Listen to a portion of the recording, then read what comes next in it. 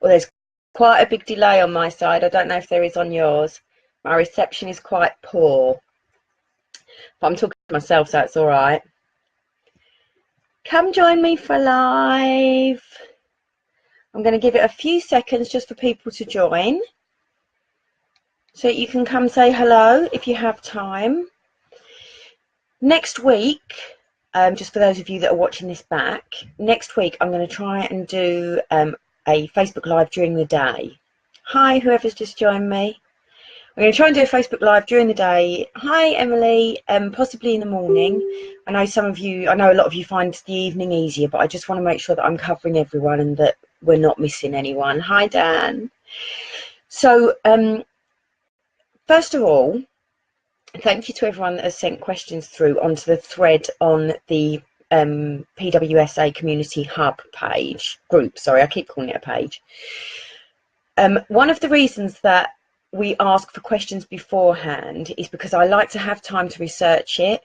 I'm not trying to be awkward or trying to be a pain in your backside. I appreciate that everyone's busy, but then what happens is we get lots of questions all at once, and I don't always have time to research it and get the answers for you. So what I'm going to do is answer as many as I can. I'm going to have my mobile with Facebook up so that I can see the questions that I've missed. Hi, Suze. Just so that I can see the questions that I've missed. I'm going to answer as many as I can. The ones that I can't answer tonight or don't get to tonight, I will definitely answer next week, or will answer in between time on the hub. So I promise I won't miss anyone. Can you just let me know, just by dropping me a comment, if I'm dropping out or if you can see me okay? Because I'm dropping out at my own end and I don't know if everyone else is having the same issue. No one want to tell me. I'm going to presume that it's okay and I'm just going to carry on and go ahead. Oh, excellent. Thank you, Emily. Ruth, hi, Ruth. How are you? Okay, so I'm going to go ahead and just answer some of the questions that we got on the thread. Oh, Tanya, I'm sorry. I don't know why it does that. I'm going to get Dan the man to have a good look at my laptop when I'm in the office next week, and see if there's anything that we can do to kind of improve it a little bit. So the first question that was on the thread was from Anushka. I don't know whether she's with us or not, but certainly, Anushka, you can watch it back and you'll be able to get your answer. Yeah, thank you, Dan. We will post it as a video afterwards. So Anushka, you were asking, you've got a newborn, I believe, with PWS, so congratulations on the birth of your little one. There's so much information and it can be hard to know where to start. So don't worry about that. You're certainly not the only parent that feels that way. We've all been there and it can be really difficult. So my first suggestion would be to apply for DLA, because it is something that you're entitled to. And the mobility side of it, so in terms of getting, hi Anushka, you are there. In terms of getting mobility and help with a car and things like that, that doesn't start until your little one is 3 years old. But the care component you can apply for now. I am more than happy to help you with the whole process. We have a document that we can send you that clearly gives clear guidance of how you should answer the questions, and it's broken down into each question, so it's quite easy to understand. I will also email you a support letter for DLA as well. You're welcome, Emma. We'll send you a support letter as well, and we can talk you through the entire process. So you can certainly email me afterwards, or you can send me a PM through Facebook. You can give me a number and I can call you and we can chat about it. No problem at all. I'll get that all sorted. After this, could you just drop me a quick private message and just let me know what your email address is, Anushka? Thanks for that, Dan. And I'll be able to then email the information over to you. I'll give you all of my contact details and then you'll be able to get in touch when you want to. As far as NG tubes go, I don't know what the situation is with your little one and if they're thinking it's going to be a long-term situation. Hi, Carolyn. But certainly, from my own experience and from working at Great Ormond Street Hospital, the silk tubes, the silk NG tubes are better. One, because they have more length, 2, because they last longer, so you're able to keep them in for longer. The problem with the plastic ones is that they need to be changed every 7 days. The silk tubes can stay in, I believe, for 3 or 4 weeks, but let me double check that with one of my friends at Great Ormond Street, and they'll be able to tell me for definite, but I'm sure it's about 3 or 4 weeks. In terms of the tape to stick it down, you should have been provided with some, Anushka. If you haven't been, you can buy micro tape from any chemist, Superdrug, Boots, anywhere like that. So it's, I'm trying to think where else, but most supermarkets sell it. You just want a basic micro tape, and it doesn't mark the skin too much, but it will keep the tube stuck down. What I was going to do at this point as well was to throw it out to the other mums. So all of you parents, hi Kelly, that either their little ones are tube fed or have had experience of tube feeding, could you let Anushka know, just by putting a comment on here, what kind of tape you used? Because she's having problems with it coming off of the skin and not staying stuck down very well. I know a couple of parents have used tape that's got teddy bears on it. I'm not sure where they've got it from, but I can certainly post that as a question tomorrow and find out and see if anyone gets back to us. Is that kind of covered it for you, Anushka? We can always talk about it more over email anyway, and I can let you know any responses that we get. Like I said, I can throw it out there and I can put it as a post, so that's not a problem.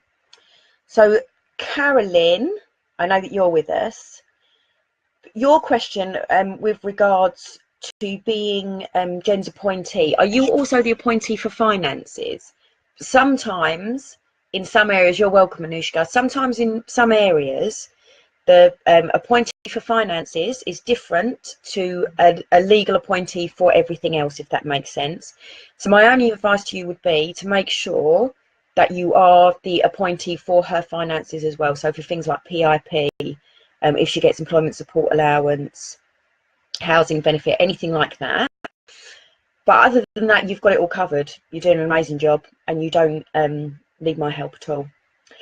Hyperfix, Emily, what where do you get that from? Is that from, can it be bought online or can it be bought in a chemist? Is it something that you need to ask the doctor for?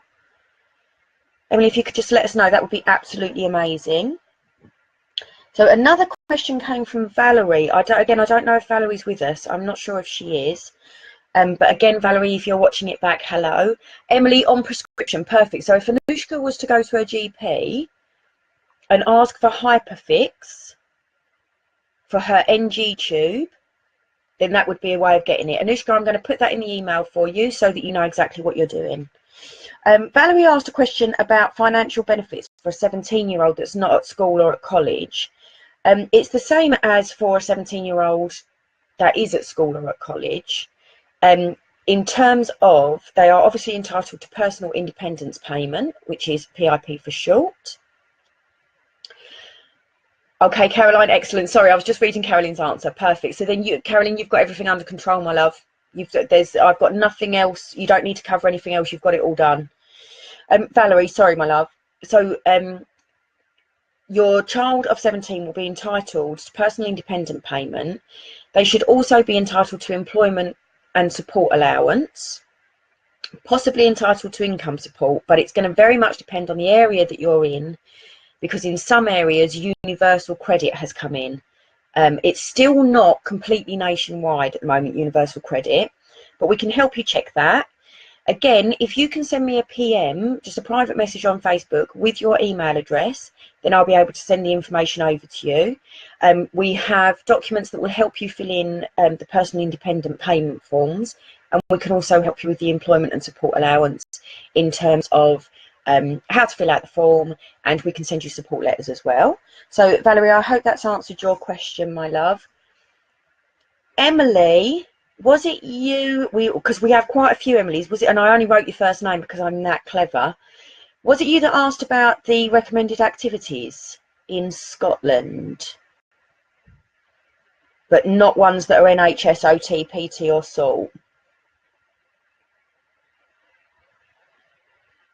Yeah, she would, Caroline, yeah, she would be entitled to the employment support allowance. Excellent, Emily. Okay, so I did a little bit of research. I know things are slightly different in Scotland. in England, we have a thing called the local offer, and it's especially for those with special educational needs or additional needs, and it's where our local councils, the local authorities, have to have a website that's basically their local offer that shows all of the activities and everything else that's available, all the clubs, all the therapies, everything that's available in that area. Now, I had a little look. I can't find the equivalent in Scotland. That's not to say that it's not there, it's just to say that I couldn't find it. But I did have a little look at some other things. I don't know if any of these are going to be any good to you. I hope you've got a pen ready. Tell me yes if you have. If not, again, if you private message me your email address, I can send it over to you in an email. RDA, which is the Riding Disability Association, they are fantastic in terms of, so horse riding is a really good therapy. Millie does it, and I know a lot of other children that do it. It really helps build your their core strength. Plus, it's something really lovely to do as well. They seem to have a real connection with horses. I don't know what part of Scotland you're in, Emily. There is a riding school, an RDA riding school in Dundee. I don't know whether that's anywhere near where you are. Oh, excellent! I bet Wolf's going to love that. I bet he will absolutely love it.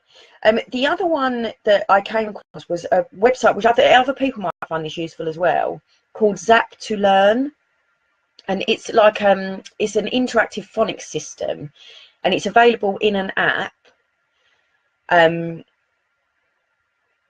Okay, so Emily, sorry, my love. So if you get in touch with your local RDA, they'll be able to help. It's a really good form of therapy. You can see other parents are commenting as well that they've been to RDA or that their child's been riding. So Zap to Learn is like a phonics system to help from the ages of birth to 5 to help with sounds. It goes along with the national curriculum, which obviously Wolf is going to be too young for at the moment. I can post on the page, actually, after this. I'll post on the group the website and a contact number that I have, if that's going to be any good. Oh no, that's a shame, Suze, with Emily. So in Aberdeen as well, there's a really useful website that works the same as kind of the local offer that I was talking about.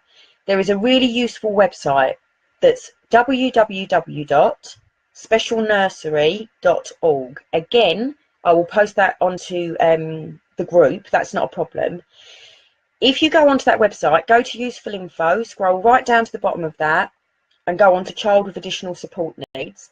There is a whole host of information about different groups, there are baby and toddler groups, there's yoga, there's kind of musical activities, there's support groups for parents, there's everything that's in the Aberdeen area. Again, you may not be anywhere near there, but it would be worth seeing if there's something else like that in your area. There should be, and I'll investigate more tomorrow, there should be a website that kind of tells you everything that you can access in your area. I hope that's helped, Emily. Let me know if you need any more information. Carol Marshall, again, I'm not sure if you're on, my darling, but I just wanted to let you know I have received a response regarding the normal ages for children with PWS when they'd start weaning, that kind of thing. I'm going to email that response to you straight after this. Louise Talbot, I got you to send that over to me. So the other people that put on the post that they would like the email that contains the information about EHCP, I'm going to get that done after this. To the 2 or 3 that have asked for that. Joe Purser, you have said that Louis has only ever had one sleep study, and that was before he started growth hormone. And this can be a problem that comes up quite a lot, you know. What's supposed to happen is that when your child's on growth hormone, regardless of their age, they should have a sleep study at least once a year. Some consultants do it more often, but it should be a minimum of every 12 months. And that's just to make sure that the dose that they're on is doing what they want it to do and that it isn't causing any respiratory issues. So because we know that one of the side effects for growth hormone can be that there can sometimes be respiratory issues that come from it, they need to keep a close eye on it. therefore they need to do a sleep study once a year. If that isn't happening, Joe, and you would like our help, more than happy to contact the consultant that Louis under and just have a little chat and point them in the right direction. It isn't something that is going to cause you great concern at the moment. It's just best practice, really, to do it once a year. Kelly, you commented about the assistance dog. Do you know what? I'm really interested in that as well. So Louise Talbot, if you get anywhere with that, will you let us know? An assistance dog is not anything that I have any experience in, I'm afraid, and it isn't something that I can advise on at the moment. But again, I'm very happy to look into that and to see what we can find out. I know of one child with autism that has an assistance dog, but I don't know of anyone. Oh my goodness, Joe Lindsay. Okay, Joe, what I would like you to do is to send me a private message with the consultant's name and contact details, even if it's just an address or the secretary's number or something like that, because he should definitely have had a repeat study in the last 11 years. I presume that during those 11 years he's had some increase in his GH as well. Ashley, that's really good news. I'm very pleased about that. So yeah, anyway, so I will look into it, Kelly. Like I say, I will look into the assistance dog, but because I think it would be amazing, and it would be so informative for everyone. I mean, if you managed to get it, that'd be amazing. We could pass the information on. Carol, again, that's something that we can help you with, my love. So Charlotte Castles, Charlotte, I don't know if you're with us, asked a question about how to tell if our kids get ill. It's a common question. It's a common worry. I think every child is different, so it'd be really interesting to see in terms of if you want to leave a comment about how your child shows that they're poorly. So I know from personal experience with Millie, she tends to, her behaviour might be a little bit off. She might be a little bit more fractious than normal, or a little bit more easily irritated than normal. A lot of the time she's very quiet if she's not well, and she's very, very chatty. Jonesy, if you could give us any information about that assistance dog. I keep jumping from subject to subject, I'm really sorry. If you could give us any information about that assistance dog, about where he's from and how we might go about looking at helping people with PWS to get one, that would be absolutely amazing. What was I saying? Yeah, for Charlotte. So if there's anyone that can kind of give any pointers of what it's like for their child when their child isn't well. For Millie, she goes quiet. She can sometimes be a little bit flushed. She can be quite teary. Now, her natural body temperature is 35.5. So we always say, yes, it's the same kind of thing, isn't it? We always say that it's really, really important for you to know what your child's base body temperature is when they're well, because a half-degree increase in temperature in a child with PWS can be equivalent to a 2 or 3 degree increase in us. So while they won't show a high temperature, I know with Millie that if she goes from 35.5 to 36, although that isn't a temperature, for her it is. So it's little bits like that. This is brilliant. Look, all the responses that we're getting, that's going to be so helpful to Charlotte. Alice is still really quite young as well, so it's going to be really helpful for her to have that information. The Charlotte Young, and Emily, you commented on this one. I'm going to be completely honest. I have no idea what premature, I don't even know if I'm going to say this right, premature adrenarche? I don't know how to say it. I don't know what that is. I've never heard of it. So it is something that I am willing to research and look into, but I hold my hands up. Absolutely no idea what it is. We'll happily research it and post anything that I find. But I'm at a complete loss with that one. I'm very, very sorry. So Kelly Doyle again, what blood test should our bugs be having and how often? Chris Smith did a really good presentation for us on our positive approach to diet and behaviour. I couldn't remember what it was called then. And he spoke about the different blood tests that children with PWS should have. So again, Millie, they try to get blood from every 6 months, but that is because she is overweight and they like to see what her cholesterol levels are and kind of what's happening and try and get a baseline of where she is. So Chris Smith, the dietitian, recommended that they have blood tests that look specifically at their zinc, their sodium, their calcium, their iron levels, their vitamin D.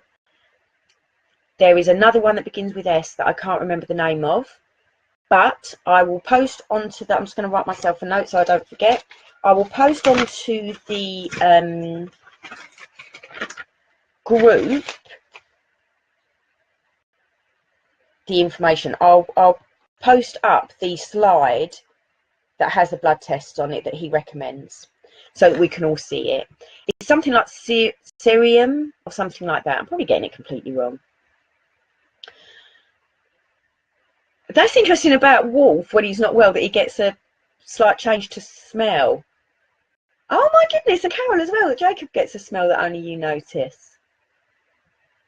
How strange. I have to say I've never smelt Millie, so I wouldn't. I mean, obviously I've smelt her, but not when she's been unwell. Anushka, going back to your next question, my love, any advice around vaccinations? Should our little ones follow the regular schedule, or should we take it slower? Maybe not do too many at the same time.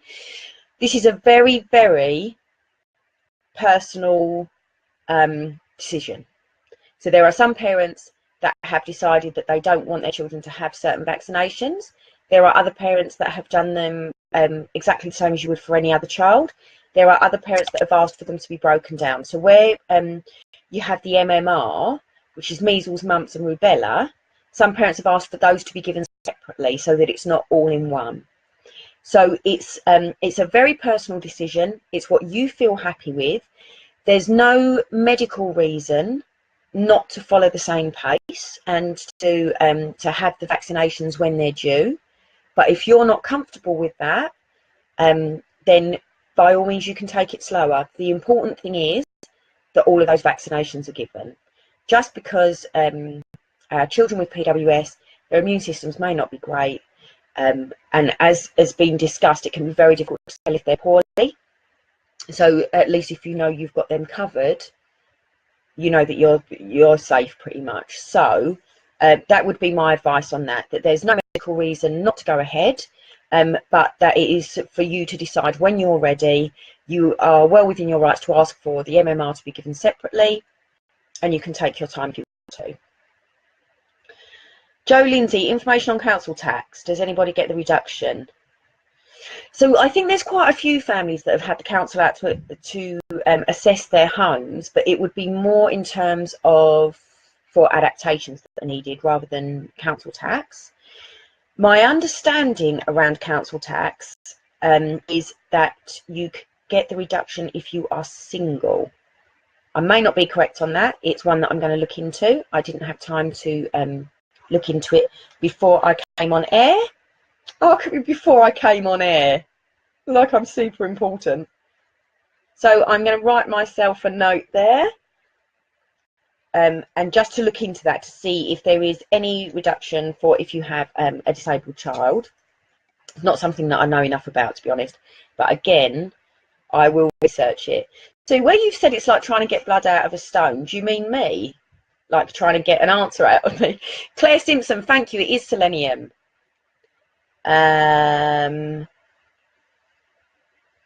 Kelly, that would be a really good idea. I'm sorry, you can tell I didn't scroll then, did I?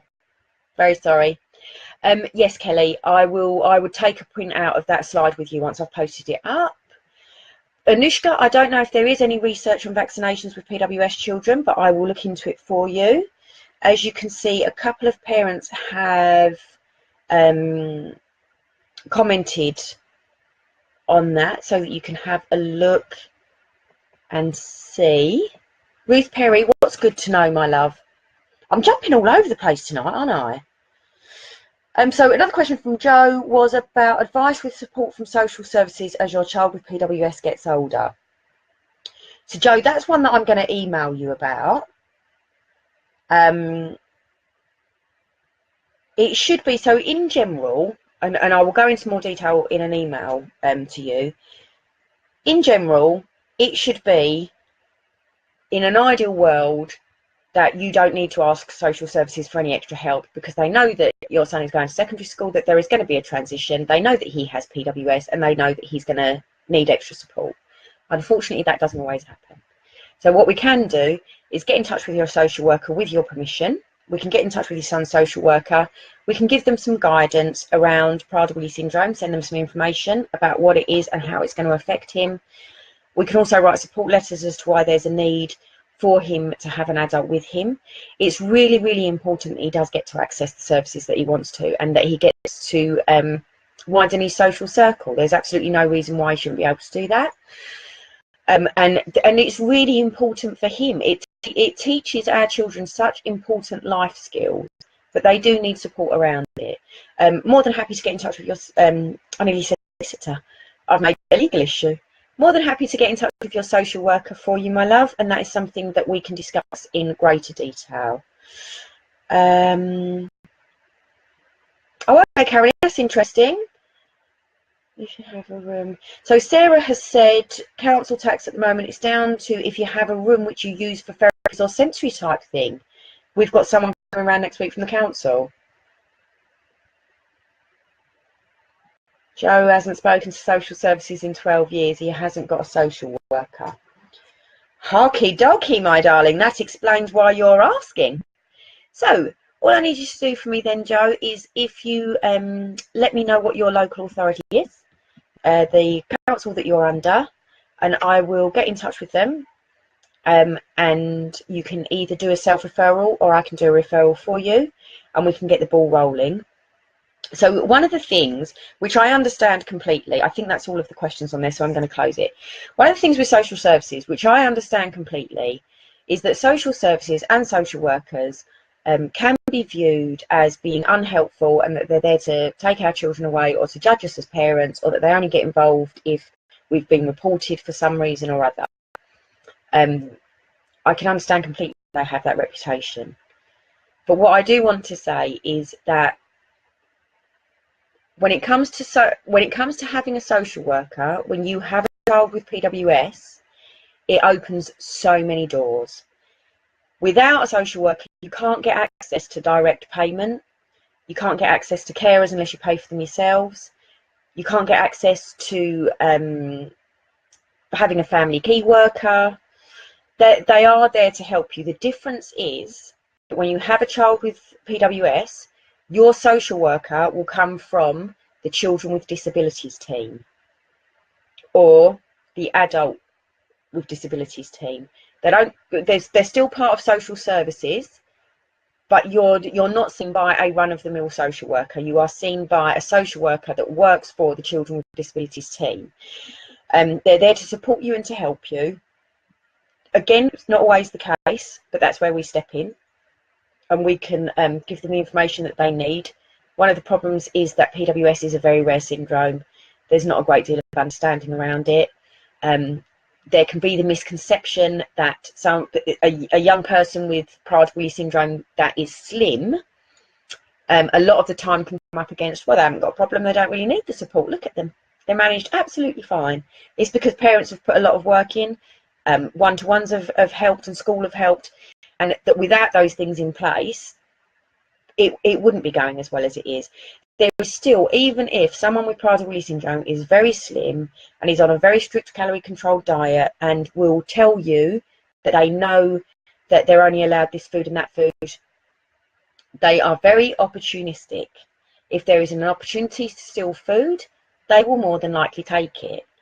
Even if your child has never ever stolen food before, the social worker or carer or support worker or school or college or wherever it may be still need to be completely aware that it is a risk, and they need to have things in place to make sure that it doesn't happen.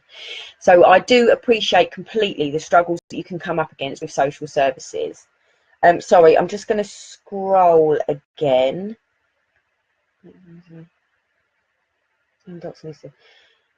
So Ashley, there is on our website, if you go to www.pwsa.co.uk, under information for families and health, I believe, and information for A&E and other hospital staff. I want you to print that off. While you're reading it online, there is a link to an anaesthetist PDF that gives lots of information about what to do when a child with PWS goes under anaesthesia. So again, print that off, take that with you. If for any reason, if you haven't got access to a printer or anything like that, just let me know. We'll send it to you in the post. It's not a problem. I love that they said it's caused great excitement in the theatre. That's your child. His airways closed and they're like, oh, we were so excited. It helps to have a social worker. I am a great believer that every family who has a child with PWS should have a social worker on board, purely because why shouldn't you have that help? It's a service that's there to help you and to support you. So I'm a great believer in accessing absolutely everything that you can. They can help you with a blue badge assessment, they can help you with DLA forms, they can help you with finding the right school, they can go into the school. Millie's social worker visits her in her school as well as at home to see how she's doing, what she's like in that environment, you know, and any other advice that she can give. Emily Gorton, direct payment, I'm not sure if it's the same in Scotland, so I would have to look into it, but basically direct payment is where parents are given funding to use for their child with disabilities. So it is something that if your local authority can't provide you with a carer, then you are then eligible for direct payment, which has to go to panel and it has to be approved. And basically what they do is they go over an assessment with you, and on the assessment you score a certain amount of points for how high the need is. That determines how many hours of care you're entitled to a week, which determines how much they'll give you in direct payments. So for example, Millie has, I know I talk a lot about Millie, I'm sorry. Millie has 6 hours a week in school time and 12 hours a week in school holidays. So it can work really well. If you are awarded and funded an amount of money and you don't use all that money, they will take it back. So I think that once you've got direct payment, use the money for whatever you want, as long as it's to do with the disabled child. So you can employ your own carers, you can pay for after school clubs, you can employ someone to come and take your child out for a few hours, you can employ a nanny for a couple of hours, you can employ a childminder for a few hours, you can use it for respite. There's all kinds of different things that you can use it for. I'm sorry, I'm just catching up. That's an interesting question, Ruth. What's the difference between a health worker and a social worker? A social worker is more in terms of assessing what yours and your family's needs are in terms of having a disabled child. So in terms of care provision, like providing a care or a respite, seeing what your needs there are. A health worker is more, will look at things from a medical sense and from the health of your child side. So a health worker may be able to recommend different therapies that would be really good for your child, but wouldn't point you in the direction of getting that funded, or necessarily let you know where that's available. Again, I'm going to look into that and make sure that I was right on that, because I might have just spoken a load of rubbish. Emily, I'm going to email you and let you know how you get a social worker. Basically, you get in touch with your local authority, so your local council. You can self-refer, you speak to the Children with Disabilities team, or your DP can refer you, or I can refer you. Sometimes the questions that they ask can be quite intrusive and can be quite intimidating, but it's a means to an end. It's going to get you the help that you need. Sarah, I feel your pain, my love. I feel your pain. We are currently on in Millie's 12th social worker, and she's 11 years old. I feel your pain, my darling. We had a really good social worker. They left. We had another social worker that was there for 2 weeks. We had another social worker that got married and never came back, and just all kind of things. Ruth, let me look up what an ESCO worker is, and I will give you that answer of whether that is the same, because I've not heard of an ESCO worker. If anyone wants to help me out, let me know what that is.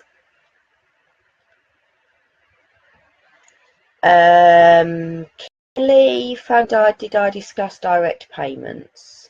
If you watch, but we've spoken, but we have just spoken about direct payments. Yeah, no, you didn't miss it. Sorry, Kelly. I'm being really rubbish keeping up with these comments. I'm so sorry. Sue, again, that is something that we can try and help you with. It does take a little while to get them allocated, but again, we can write support letters for all of these things. Do you know what? Bombard me.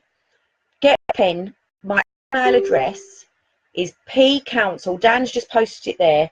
pcouncil@pwsa.co.uk. UK. Bombard me.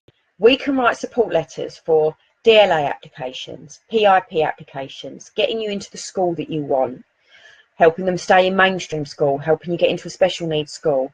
We can write you support letters for your EHCP. We can write support letters to your social worker. We can write support letters to your team around the child. We can write support letters to your consultant. There are so many things that we can help with.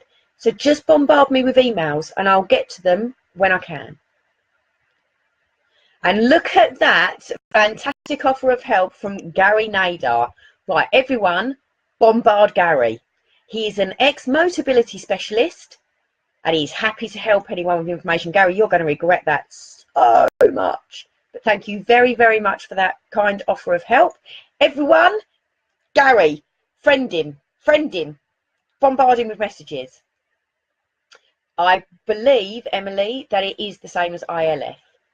Independent Living Fund. It sounds as though it would be the same. Oh, okay, Ruth, that's a bit of a... Yeah, no, I knew you meant funding. Oh, thank you, Gary. That's very kind of you to say so. It's not going to stop the fact that I am going to encourage everyone to contact you if they need help with Motability. So thank you very much for your offer. As Dan has said, if anyone thinks question, I'm going to wind this up now. If anyone thinks of a question, if you can, please email it to me or post it on the group before next Wednesday, just because it gives me time to research it and then I can give you proper answers. Otherwise I just sit here like a bit of a lemon going, I don't know, I'll look at that. Oh no, I've not heard of that. Oh no, I'll see what that is. And that's not really the help that you're looking for. It's much better if I can come on and go, right, okay, this question I've got this answer, this question I've got that answer. I appreciate it's not always possible. I hope I have managed to answer as many of your questions as possible. I have written myself some notes. As I say, for those of you, Anushka in particular, and there were a couple of others that I didn't write down, send me a private message. I can then email you. I can just give me your email address. Give me a quick line of the extra information that you want that I haven't covered. Sue, I have got your email address. I am going to email you. I just need the name of the local authority. Pretty much, to be honest, when it comes to social services or social worker, the only information I need is your child's name, child's date of birth, and your local authority. Any more than that I need, I can get in touch with you and ask for. Sue, I'm just writing myself a note to contact you. And we will write you a support letter for that, and we'll try our best to get that in place for you. It doesn't always work, but a lot of the time once we get involved and send letters out, it can be really, really effective. I did it with Millie's DLA this time. I filled in the forms using our document. I mean, I've done them so many times, but I filled it in using the document so that I was really specific.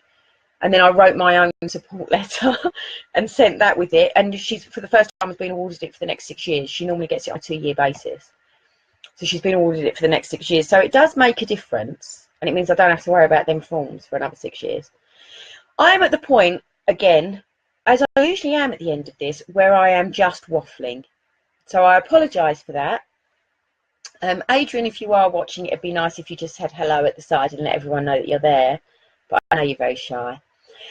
Thank you all for joining me. I've got my hands on my lap like an old woman. Thank you for joining me. I hope that, like I say, I've covered most of the questions. Anything else you think of, please put it onto the page, onto the group. I keep calling it a page. Put it onto the group. I will post tomorrow just to remind people to ask questions, and you can add them onto that thread, and I will do my very best to answer them. Thank you very much for your time. Take care of yourselves, and it's goodbye from me. Bye!